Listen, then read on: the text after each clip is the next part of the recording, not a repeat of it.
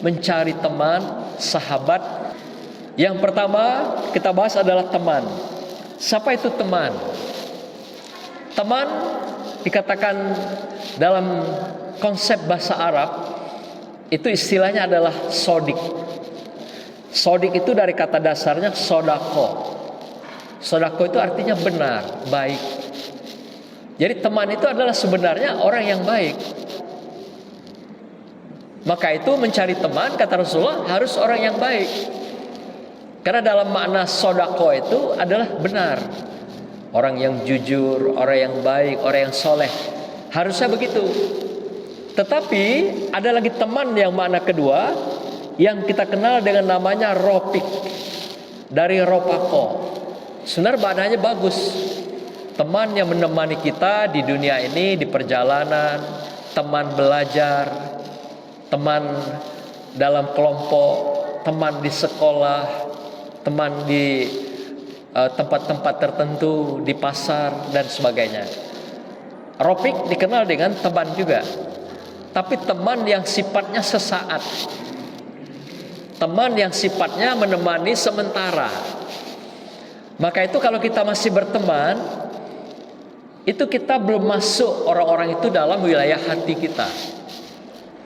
Belum masuk dia di dalam perasaan dan pikiran kita.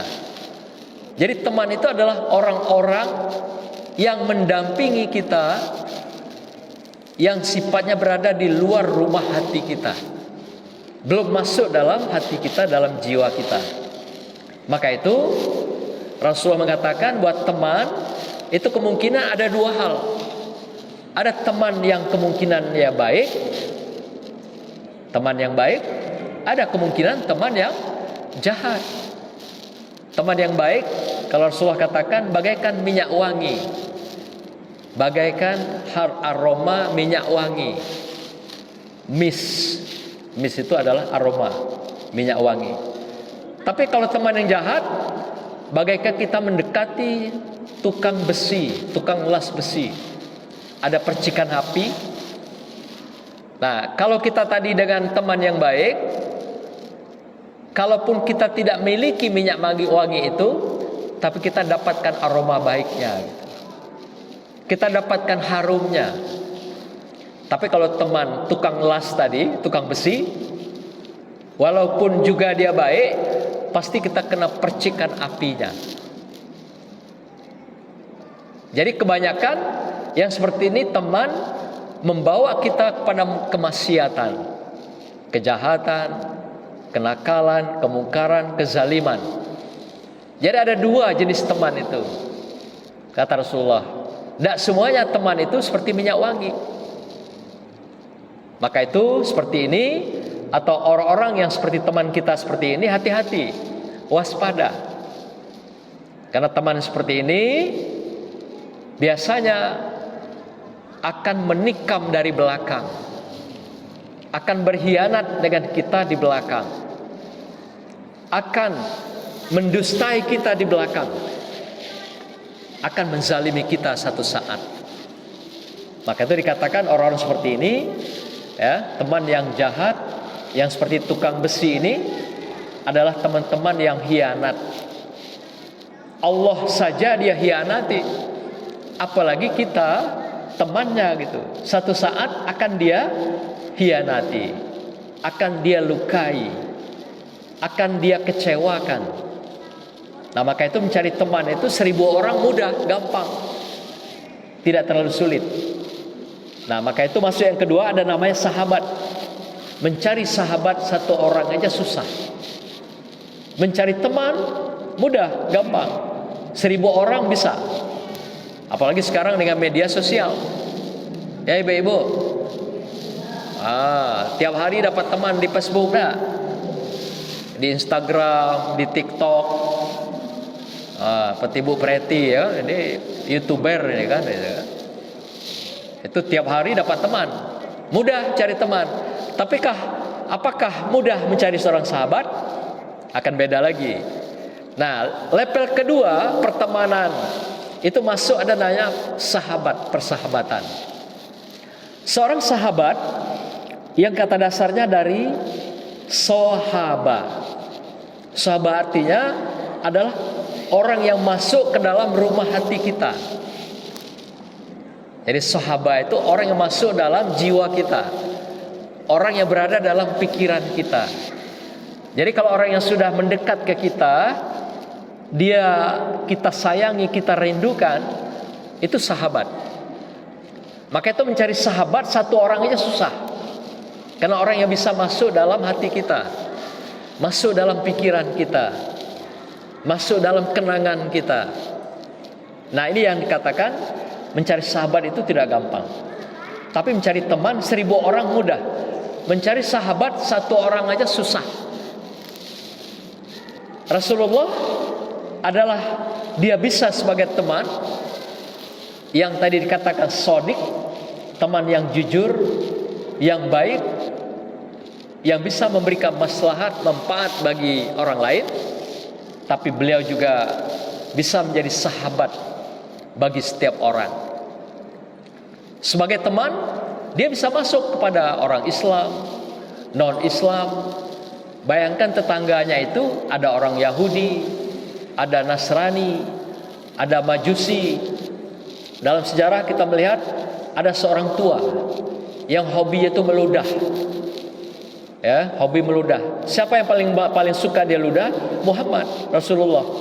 Ketika Muhammad pergi ke masjid, ke Nabawi, lewat rumah ibu tua ini, orang Yahudi meludah.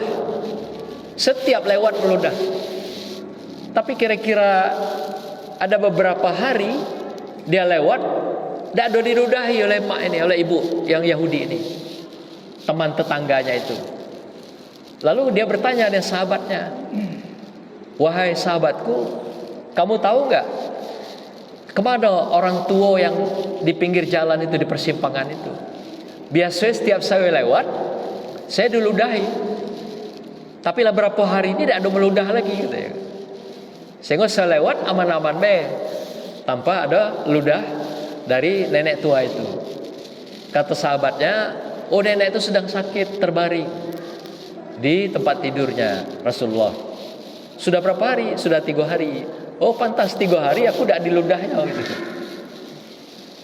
Lalu ketika pulang dari Masjid Nabawi, Rasulullah mampir ke rumah nenek tua ini, membawa sebaki makanan, oleh-oleh, samping korban juga untuk si nenek tua ini yang Yahudi.